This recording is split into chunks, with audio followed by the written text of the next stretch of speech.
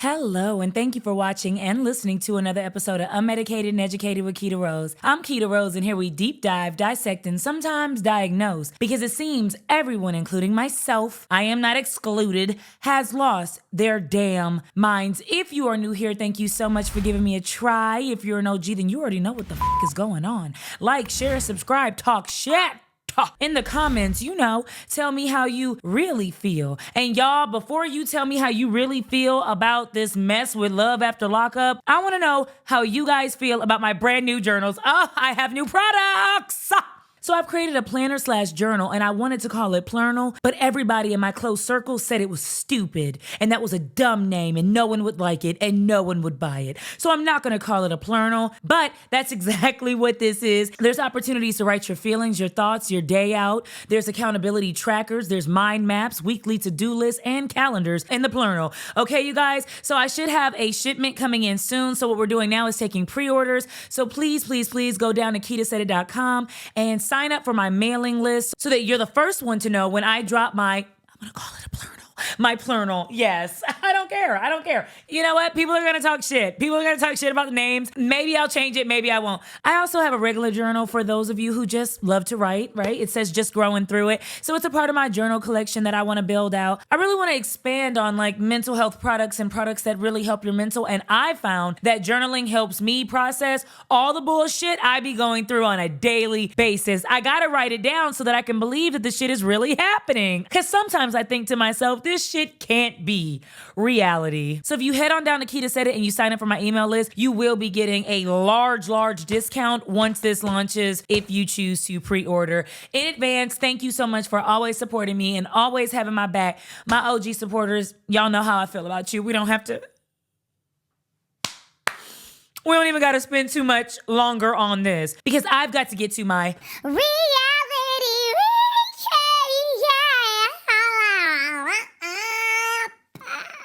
Y'all, this is season 5, episode 35 of Love After Lockup. This episode is called True or False. Okay, so first we start off with True and Shantae. And as you know, Shantae is at their Airbnb. She had rented out an Airbnb for 7 days. True was supposed to be spending time with her before they went off and went to go ride into the sunset and live together happy ever after at her house. She wanted to see what the dynamic of them living together would be first, and I think that was one of the smartest things Shantae could have ever done because she got a little slice of what her reality pie was gonna look like. True spends every waking second away from her. It's been like day 2 or day 3, and they've had a lot of sex, but they haven't had any communication. They haven't gone out together. They haven't gone on dates. Like, they're not spending time together. So True's sister picks him up and they go to the gym. Now, they don't work out at all, which I find quite hilarious, while during the whole scene, True's sister's just over by the dumbbells pretending not to just watch the scene,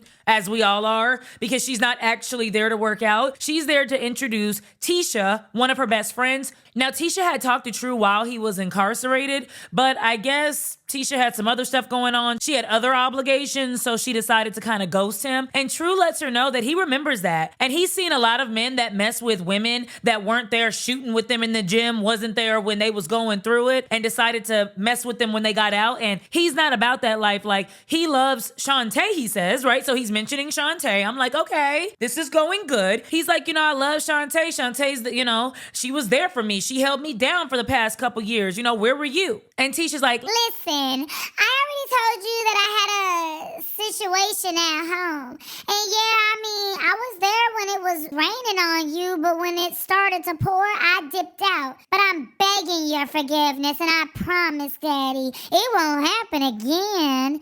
I didn't tell you that I have a situation going on, right?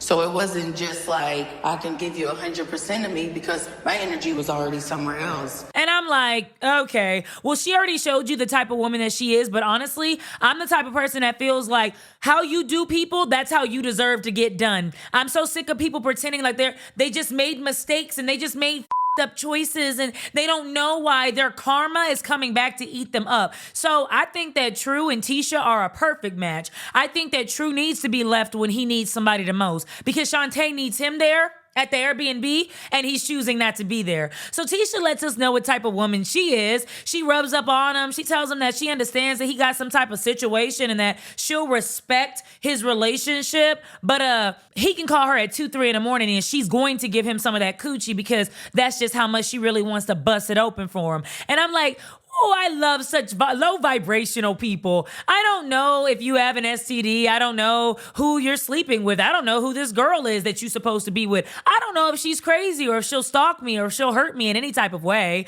But I'm willing to open up my legs and my body to you because, you know, I kind of don't got nothing really going on in my life. That's how I see it. I'm sorry.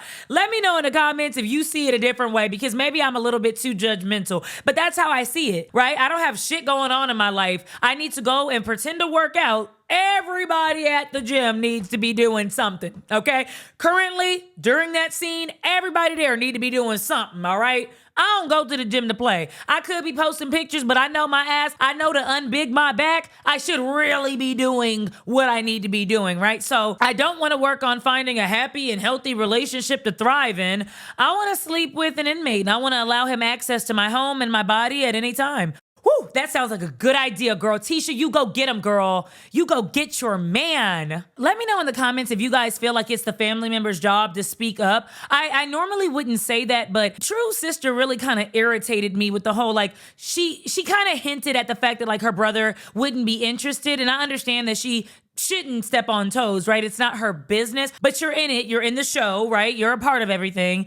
And to not say anything and then to facilitate him, your brother, cheating on his girlfriend is like, I understand staying out of it and you don't really want to say like, hey, Shantae, like he's probably going to cheat on you because that's not your business and your loyalty should be to your brother. I get that. But helping you cheat is something I don't even know if I could. I'll stay out of it, but facilitating you to do it, that's something I don't know if I could do. Let me know in the comments if you think the sister was wrong or you think, hey, that's not her business. She can do whatever she wants. So then we move on to Christine and Julian. And Christine is tweaking a lot in this episode, but I don't know if she's currently tweaking because she's on something or that's just the way her jaw, like, you know how years and years of drug usage messes up like your joints, your muscles, your nerves. I think that something's going on with Christine's nerves because she just be moving all around doing a whole bunch of other shit. Last night, making love. It was like the first time you see the sunrise, you know? I don't know what's going on. It's hard to like follow her face. And so her and Julian decide to have sex. You know, it's one day out. He takes her to a hotel room. They're still in the small town in which she got arrested, right? And so they have amazing sex. Another one of them that's going to be unprotected. She said she don't wrap nothing up. She let a raw dog. She said that protected sex was kid shit. And it's like, please don't create more humans. Please. If you guys want to GoFundMe, I'll donate to your GoFundMe so that you don't have more humans. Do not create more people. Please don't do it. So speaking of her creations, she's laying in bed with Julian and she's going over the fact that, like, even though she's in the same town as her kid, she doesn't want to reach out to her mother who has custody of her oldest kid because she's really pissed off at her mom. She feels like her mom's going to do her best to keep her kid away. And it's like, you know, I really do not like people who act as if they know the results of something, the outcome of something. You can say that this might happen, but you don't know. You've been locked up for quite some time, so you don't know how your mom feels because you're not talking to her. I think it's also important to note that the reason why Christine doesn't want to talk to her mom is because she took custody of her kid when Christine revealed that she was on drugs. Your mom did the best thing for that kid. You might have thought at the time, and you might still think that you could be a high-functioning mom and a drug addict on hard drugs whilst robbing banks without weapons. You probably think that you would have been the best choice of a parent for your kid, but your mom knew that you weren't going to be. So instead of saying, Mom, thank you so much for making that decision. I went to jail, I got clean, I'm back out, and now I can see that you only had my child's best interest at heart, and I really respect that. Instead of saying that so that your mom is more open for a relationship to you, she's like, I mean, my mom's probably not going to want me to be in like her like predictable, loving, like happy life. Like, even if I do reach out, my mom's probably gonna say shit like, you know, try to like keep me away from him, you know? No, I don't know. You should go find out. You should see if that happens. Now, if that happens, you can tell all of us, told ya. But if it doesn't happen, then eat your word and be a mom to your kid, bro. Be a mom to your kid. You know, I'm going to touch on some more about Christine as we move along, but that's what happened in that scene. She just really, really, really bothers me. Now, what did happen is Christine asked Julian if he had told his family yet that, you know, they were together, and well, a little bit about her past, the fact that she was in prison and had a drug abuse issue. And Julian's like, no, I haven't. Actually, I don't think I will. Like, I think I'm just a private person. I love when people do shit like this. You know, this reminds me of the conversation that I keep having with people about like privacy, right? And it's like you'll get the guy. It's usually a guy, but I'm sure women do it too. You'll get the person who will post everything. They'll post their new car, post their accomplishments, their graduation photos, their kids. But when it comes to showing people that they're in a relationship, they're like, oh, I'm sorry, I'm private. You just posted your booty hole and that wasn't too much information, but God forbid someone knows that you're in a committed relationship. That's the vibe I got from what Julian said about how he's like very, you know, private. You don't want your family to know that you were with a crackhead that you just had to get out of prison. Say it. Babe, I love you, but like my family's wholesome and we're all successful. And so they're going to be really mad at me if I chose to pick, you know, somebody that was a bank robber that has a drug addiction and doesn't have custody of her kids. They're not going to think like you're a good choice for me, babe. So I have to hide that part. You know, and then what kills me is people like that will be like, well, what about me that's so bad? What about it? Why are you judging me? What makes me different from somebody that didn't do what I did? The shit that you did, the decisions you made, Christine. If I'm an ex-drug addict and felon, I'm okay with you not telling your grandma that. It's gonna be our little secret. So then we have Troy and Z. If you remember the last episode, Z was really pressuring Troy to spend time with his mom, to have his mom come and stay with them for a little bit, because in her mind, she's like, that's your mother. Why don't you want to spend time with your mother? And she really pushed and pressured him to have that relationship, and that's something I did not like. I'm glad that she did, because Troy goes to pick up his mom comes back, and Z sets out this beautiful table and she starts to cook for them, and she's really excited to have like family time. But Troy's mom cannot stop talking about his baby mama Yana. She comes in the house and she's like, I don't like that bitch. She's a good mother. I have to give it to her. She just a bitch. And that bitch say that your kids can't stay with you and Z, and my son can't have his kids stay with his new wife, but she can have men around your daughter. And I don't like the bitch. And the bitch, da-da-da. And, you know, Z's like, hey, listen, why are we talking about this, right? Troy's home. It's a good time. Everybody's here. Let's just have a good time. And his mom is like, nah, I'ma still talk about this shit. Nah, because that bitch got me messed up. And Troy's like, well, you know what, Mom? I was incarcerated. She kept my daughter safe. I really don't have anything negative to say about her. And she's like, well, I do. I don't like the bitch. The bitch, I don't like her. And it's like, really rich for you to say that you don't like the bitch. She's like, she's a good mom, but I think she's a bitch. And you know, usually when you're a good mom in front of people that are terrible parents, really bad parents, parents that abandon their kid and is absent from their kid's life due to alcoholism or other men or any other situation like that, usually they are going to think that you're a bitch, because the bitch got standards and the bitch got this and the bitch got that. First of all, you've been in jail the whole time that your kid was here. Though I'm so happy that you found the love of your life, I don't know this woman. She might need some time to like meet this woman, figure out if you're on your feet or are you still gonna go back to the streets. Like, what's happening before I just let my precious pride and joy come stay with y'all? I'm sorry, I didn't want to bring it up, but somebody has to bring it up, especially with your mother there with her stressed edges pulled back.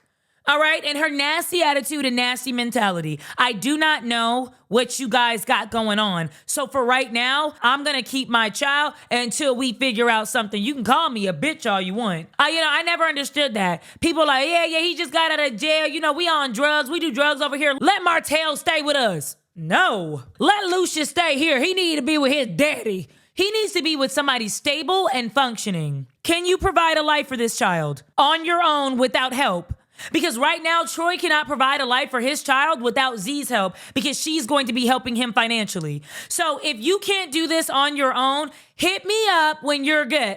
Let me know in the comments if you think I'm tripping, y'all. I could be tripping. I'm a teachable person. So let me know if I'm tripping in the comments, if I sound ignorant. But I need to know what's going on before I just let my kid stay with you, your new bitch, and your mama and her muffin cap pulled back. I don't know. I don't want to do it. So then we have Arthur and Hope. If you remember, Arthur is Triangle Head Man. He has a tattoo of a triangle on his head. I like him though. And there's Hope. Hope is pink-haired lady. Hope did not want Arthur to go see his mom because she felt like his mom was going to try to drive a wedge between them. And low-key, that's exactly what his mom tried to do.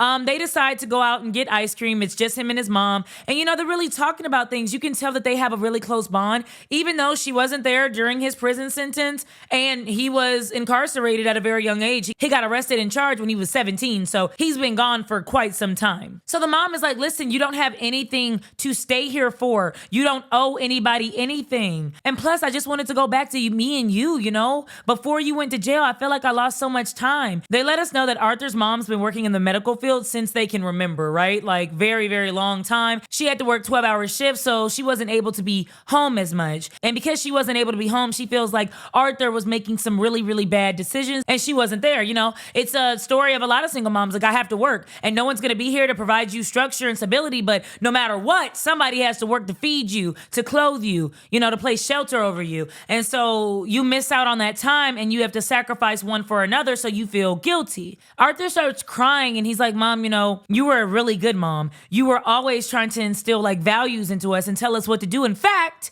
he says that he remembers a time where she told him to go home and check the laundry, like take the laundry out of the washer, put it in the dryer. He looked at his phone and was kind of like, nah, I'm not gonna do that shit, and decided to commit that crime that landed him in jail. So he says that he thought about that every day that he was in jail. Like, had I just went home and did the laundry like my mom told me to, I wouldn't be in this predicament. And that just goes to show that sometimes you could try your hardest as a parent, but if your child who has his own mind, their own personalities, their own drives, their own goals, decides to do the wrong thing, there's nothing you can do about it. You know, I was raised in a 2-parent, very loving household, and my brother decided to go another way. My other brother decided to go another way. My other brother decided to go another way, and I went another way. And so it's like you're born in the same house, but you guys have different experiences with your parents. And then you guys are different people. So if you decide to be really creative and your brother's really smart, so he's a doctor and you're a dancer, and the other sibling might be a veterinarian, you don't know. And so we all like to think that there's a blueprint to create perfect people, but there's not. And so carrying on that stress,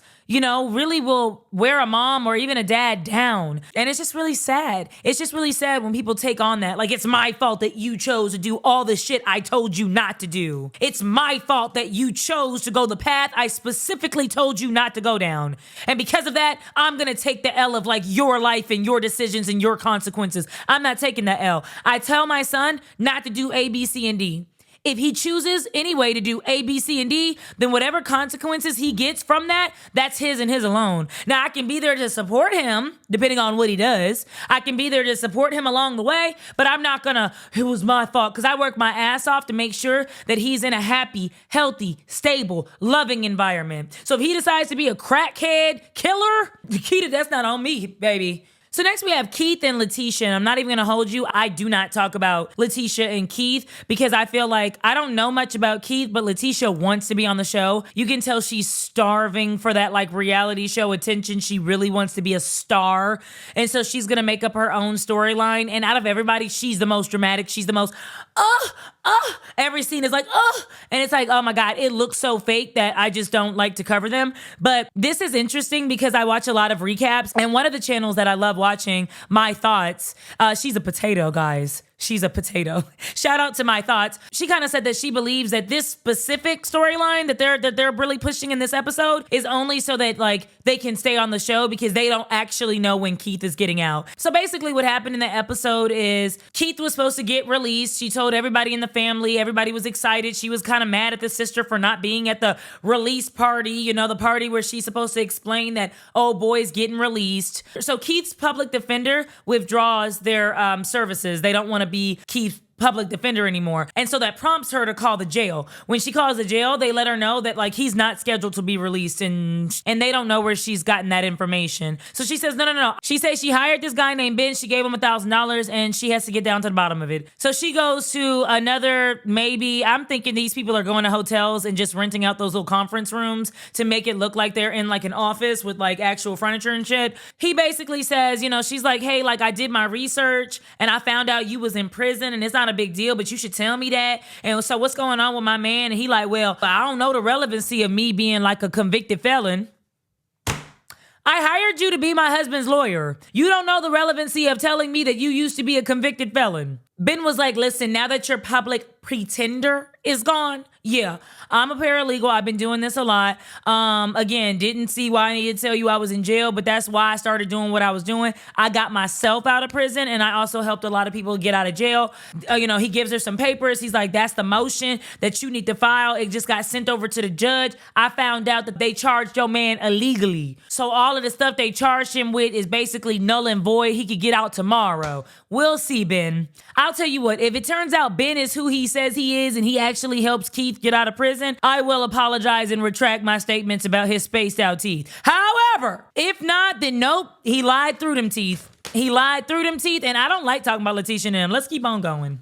So next we have True and Shantae. Now after True spent a little time with Tisha and his sister at the gym, he comes home. He's like, hey, I went to the gym. Shantae's like, where have you been? I haven't seen you all day long. I haven't seen you basically this whole time. You make it seem like, you didn't really mess with your family, like you and your family weren't very close. But now that we're here in your hometown, you're never with me. I thought we were at least gonna go somewhere. And he's like, oh, now you want to go somewhere. And you know what? That comment, that snarky ass little comment really pissed me off, because what he's trying to say is, well, you a homebody anyway, so just stay home. And it's like, the places that you were asking her to go, the casino where she's going to have to spend money because you don't have any money, the mall where she's going to have to spend money because you don't have any money, out to these clubs where she's going to have to fund you guys' fun because you don't have any money. Those are the places where she didn't say she wanted to go. But she had no problem going to restaurants or maybe museums or wherever else could be free. Maybe we go to a park and we walk. We really get to know each other because after 3 years, we've been together and it doesn't seem like we know each other much. So let's really spend this time together wisely,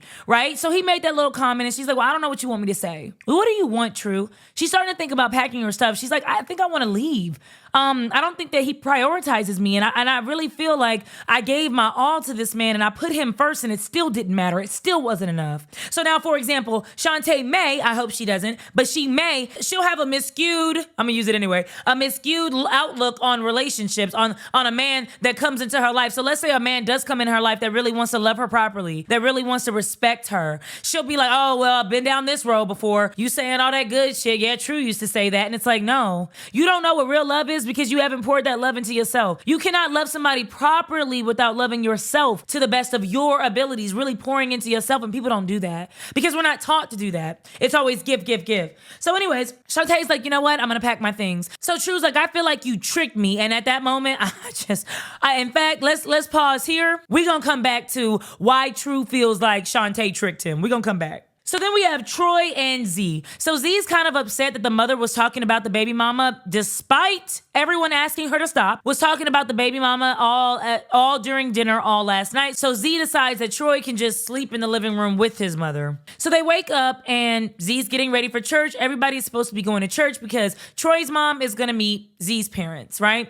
So Troy's mom's getting ready. She's listening to music. She's being very loud, very vulgar, very disgusting. She's talking about how she ain't got no panties on and the church is going to catch on fire because she's going to open her legs. She's just a nasty lady. She pops in an edible and she's still talking about Yana and she's still talking about all this stuff and she like, I don't even know if I want to go, and she's just loud. This is exactly what Z gets. Troy said he did not want to rekindle the relationship with his mom. He said he wanted a distant relationship with his mom, but you just couldn't take that. You couldn't do it because you're all about family and you're all about lovingness and togetherness, and I love that about her. Just because you come from a family that raised you off of love, a family that was there to support you, guide you towards the Lord, give you shelter, provide for you. They were always there. They were not absent. They weren't on substances. Just because you come from that does not mean everybody comes from that. So you want him to have a close relationship with his mom because, well, you're close with your mom.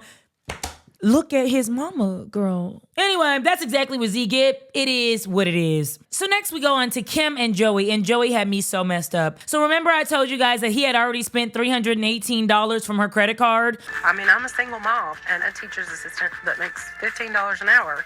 So I don't really have that kind of money to be spending. I need him to understand we don't sell dope.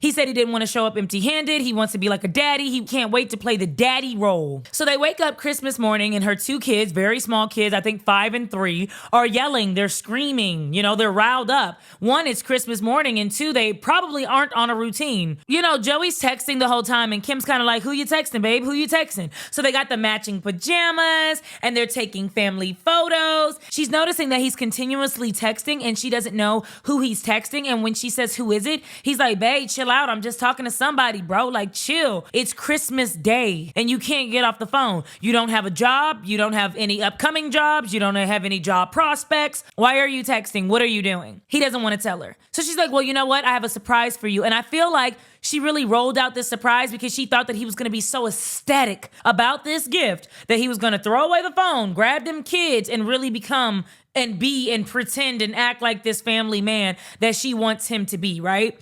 And so they go outside and Kim's like, brand new car. Bam, it's yours. And he's like, oh, babe, this the same car you got yourself. It's the same car. So he's like, thanks, babe. He get in the car, check it out. He like, cool. Here's the thing. If I buy you a car and I know we're both poor and I also know that I'm financially taking care of you, I want you to do backflips. Then I want you to take me into the bathroom and really start to give me some Nicky because I deserve it. I've given you something. The hell? But maybe that's too much to ask. Let me know in the comments if you think that that's too much to ask, if you've gifted somebody a car. They go in. They're still enjoying the kids, but she's noticing that he's texting and he starts to get ready to go. He's about to leave. He said he had some errands to run. Very vague. Walks out the door. So he gets in the car and he's like, waking up to those kids yelling and screaming was a lot, but at least I can take a break. And boom. This man is going to be the type of family man dad that he doesn't want to be there when they're screaming, when it's inconvenient, when he's not getting any gifts. He didn't even wait to see the kids play with the gifts that he bought using her card. I hope he takes that car and drives to the next girl's house and then gives her all the penis that you think you deserve. Because how you get them is how you will lose them. Why is this a hard concept? Why do you believe that a person that knows that you're a cheater and that you can't be faithful and that is a cheater and that can't be faithful somehow will be faithful to you? Why do you think that? You need to stop thinking that way. It's the wrong way to think. Usually I don't say that because everybody has different perspectives, but that is a wrong way to think. So then we move on to Arthur and Hope. He's just now getting back from his mom. His mom said a couple of things that was like, listen, I just want to go back to like you laying your head on my lap and me caressing your head and watching a movie because I miss so much of our childhood. Let's go back to when you were 17. And it's like, I'm with Arthur, Mom, we can't go back. We can't go back to when I was 17 and we were doing that. I'm a 30-something-year-old man now. The only thing that we can do now is create memories for the future. But as far as taking back the last 10, 12 something years, it's not going to happen. So he rolls up in the house about 2 a.m. and Hope is pissed off because she didn't cook him dinner and he was nowhere to be found. And she says to him, like, if you do things like this, I'm going to assume that you're cheating on me because why are you walking in the house at 2 a.m. and you didn't even let me know where you were going? And so Arthur kind of wants to dead the conversation and start it up in the morning when everybody has like a fresh brain. And I'm the type of woman that we really got to talk about a little bit of it now, though. Just a small, where ya? I want to dead it. We can dead the issue and come back in the morning. But in the morning, I'm going to be mad as right? So if we talk about it a little bit now, then in the morning, I'll just be mad. But if we don't talk about it at all and I go to bed, I'm going to wake up mad as If I'm mad as I might put my hands on you. Not promoting domestic violence. So then we go back to Julian and Christine. I told you guys that we were going to circle back and talk about Julian and Christine because they really, really pissed me off, and this is the reason why. So now we're on like day 2 or 3 of her being released. Julian wants to be nice to her and get her hair done, so she got her hair dyed. She's feeling good. She's looking good. He gave her some gifts. They go out to eat. So at this moment, you done been out to eat, got your hair done, had unprotected sex with your man, rode around the city, got some alcohol, did what you needed to do, but you will not go see your son. You just can't talk to your mom. And you know why? It's because you're going to dodge accountability as long as you can dodge it. You don't want your mom to say, so what has changed? So what do you decide to do now? You don't want to tell your mom that you're going to go off with this man that you met in prison during a prison pen pal program, whatever. You don't want to tell your mom that you're going to go off and be with him instead of staying in the city, staying in the town, down and being a mom to your son. And you know that your family is going to talk shit about that. So instead of doing that, you decide that it's just too much. And Julian's there like, babe, I understand. And this is what I don't like about quote unquote fake ass step parents. This is what I don't like about them. I do believe that step parents are so important because they step up when the other parent either isn't present or, can't be there or doesn't want to be there. So I do believe I don't want to take any respect away from step parents. But this is what I don't like about people that date people with kids, that take on the step parent role knowing that they're not going to be step parents. Instead of you saying, hey, babe, I really need you to talk to your mom. I'm going to be there to support you. And so if she triggers you in any way, I'll be your backbone. But we really need to figure out about how you can get custody of your kid. Because I can't be with a woman that doesn't have custody of her kids. Just like me personally, I cannot be with a man that does not have custody of his kids. I think it's disgusting that you could lay down with a deadbeat and think that that's fine. Oh, he's just a deadbeat. He just doesn't pay for his kids or do anything for his kids. Oh, really? And that somehow turns you on. And that somehow makes your coochie wet. So something's wrong with your coochie. Okay. But he's like, babe, I totally understand. Like, if it's too much, we don't have to talk to your mom. Therefore, you don't have to talk to your son. Therefore, you don't have to actually be a mom. Let's go back to wherever I'm from and live happily ever after. And honestly, awesome. Sometimes kids do better when the parents that are going to hurt them and harm them further are away. Period. So I just found it funny how she got her hair, nails done, everything done. But when it comes to taking care of your kid, you're like, oh my God, I can't talk to my mom. She's going to be a bitch. I don't care if my mom's going to be a bitch. I don't care if my mom's going to scream at me. I don't care what I got to go through. I need to see my kid, period. And I need to regain custody of my child because that's my responsibility and that's my seed, my child. But okay, do you. So then last but not least, we circle back to Shantae and True. So Shantae's basically like, look, what do you want? She's crying. She's going all around the house because she does not want him to see her cry. And I think that really showed me that when you lose all your trust in somebody, you don't even trust them to show them your emotions. Like, this is a man that you really trusted, right? When he got out of prison, you had sex with him and you trust that he's not going to hurt you. You're out and you're publicly displaying your love for him and all this stuff. But now that he showed you who he really is and you know what it's really about to be, you can't even cry in front of him. So I just thought that was interesting. And so he's like, man, look, he starts to feel bad. He's like, I don't know, man.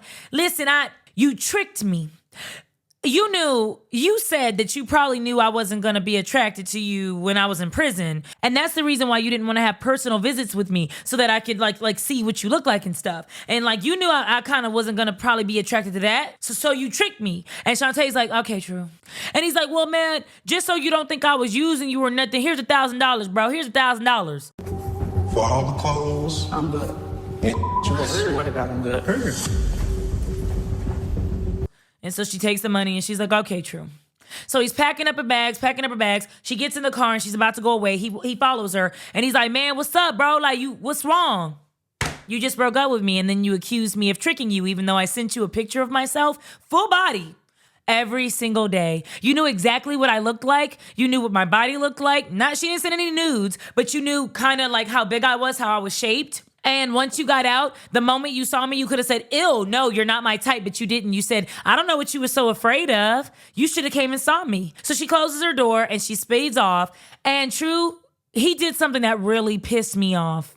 Because what I can respect is, I can respect a player. You want multiple women? Whatever. I can't really respect a cheater because I think you a coward. What you afraid of? You're afraid that you can't get your cookie and eat it too? You can't have your cake and eat it too? So you have to lie? I don't respect cheaters, right? I don't respect people that gotta lie. I respect players because they're allowed to have multiple women and the women know how to fall in line. Because he felt bad about his actions, he gave Shantae the money to make her feel as though he wasn't using her. Even though no amount of money that you give this woman is gonna make her feel like you didn't use her because that's exactly what the you did.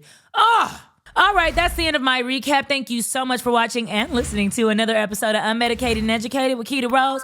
I'm Keita Rose, and until next time, baby, I will holla.